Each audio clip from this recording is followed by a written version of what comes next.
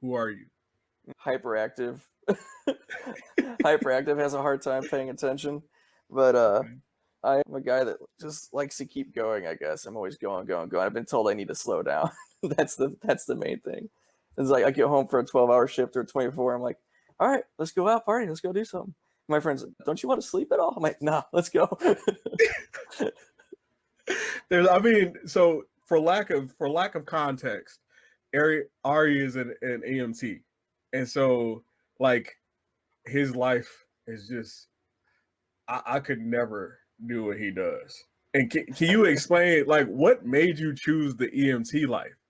Well, originally it was like, oh, I don't want to work on an ambulance for my career or whatever like that. And I was like, I was gonna be a firefighter. That was the goal. So I originally went to school for a fire science program to get to so I can get a fire department and whatnot. But in order to do that, you need to get your EMT license to continue on the fire science. So I was like, okay, cool. So I did that, and then I got a job working for advanced medical transport while still going to school for fire science. And I was loving the job doing that. And then in 2016, my plans changed. So it's no longer going to be a firefighter because I developed a pulmonary embolism in my left lung. So it was a blood clot in my lung in the branching artery, and it screwed my lungs up. So ever since then, firefighting's out of the deal.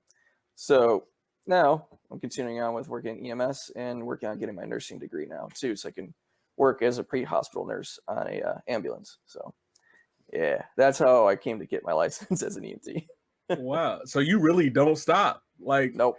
when like because it's funny, it's like people ask me like, yeah, how do you stay so driven? And like sometimes like the greatest answer is like I just keep my legs moving. Yep. Like Yep. here's the next thing.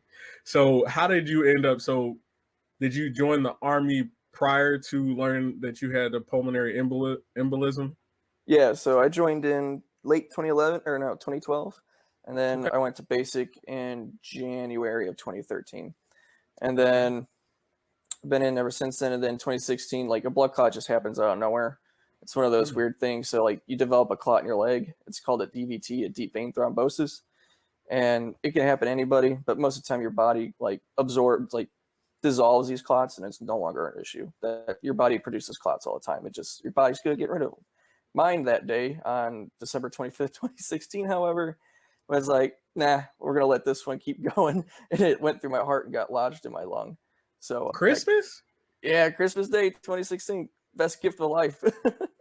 Man, like, well, and at that moment when that happened, like, what does that feel like? Because like I need to know this information. Like one Yeah, day I could just be sitting there and then it's weird because most people like you'll develop like pain in your legs or whatever. I didn't have Mhm, any of that, so sometimes develop like pain or swelling in your legs, mhm. and that's usually a sign like, hey, there's something wrong. Get checked. I didn't have that.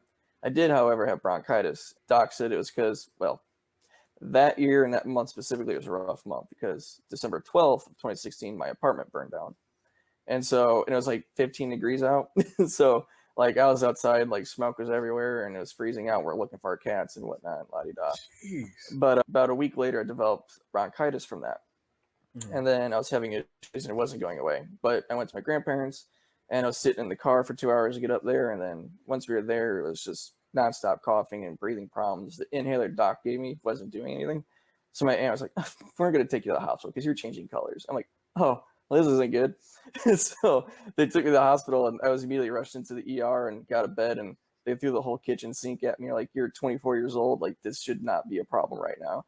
And so they did nebulizer treatments, which is a breathing treatment to open your airways. And that wasn't helping. Nothing was helping. And then I was like, can I go take a piss real quick? And like, yeah, that's fine. So I went to stand up and I collapsed. And I'm like, and they're like, yep, you're admitted now. I'm like, crap. So yeah, so I was there for like a day and a half, and like at midnight that night, they did a blood gas draw, and Mhm. it means they just go in the artery in your arm and draw up some blood from there, and they look at some of the enzymes, and there's like Mhm. I forget the name of the enzyme, but the enzyme was elevated, and they said it states it could be a clot. So then they did a CT scan of contrast, and they found a little guy just sitting right in my lower branching artery in my left lung. They're like, yep, you need to sit down. You can't get out of bed now. And they gave me some anticoagulant medication. And yeah, it was a whole shit show. Wait, so post finding out that you had that, Mm-hmm. what are there like medical, like physical restrictions that you have? Like, how did that Yeah. happen? And like, what limitations does that type of, would you call it a disease? Excuse my ignorance here. I don't know No, if you're it's good. No, it's okay. with that Wait, type what of limitations situation. did I get after that? Yeah.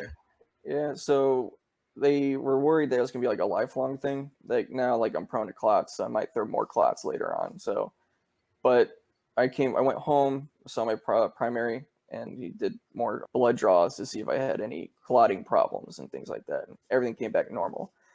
So they had me on a blood thinner for 6 months just to be sure, just to make sure everything else was going fine. And after that, he's like, well, there's no reason to keep you on blood thinners and keep you restricted from anything. So the only problem that it did cause is I had asthma as a child before my 13th birthday. So I had asthma really bad as a kid. I was a preemie. So lungs, not the best to start off with. And then they got better when I was a teenager and through high school, no issues. And then early 20s was fine up until the clot hit. And after that, everything went south. So ever since, I've been struggling with breathing problems. So the Army gave me they tried to med board me out. But I wrote the med board a paper. I was told by, I forget who our master sergeant was at the time. But he told me I need to write a paper to the board stating why they should keep me in. And this is like right on the cusp of my first contract ending.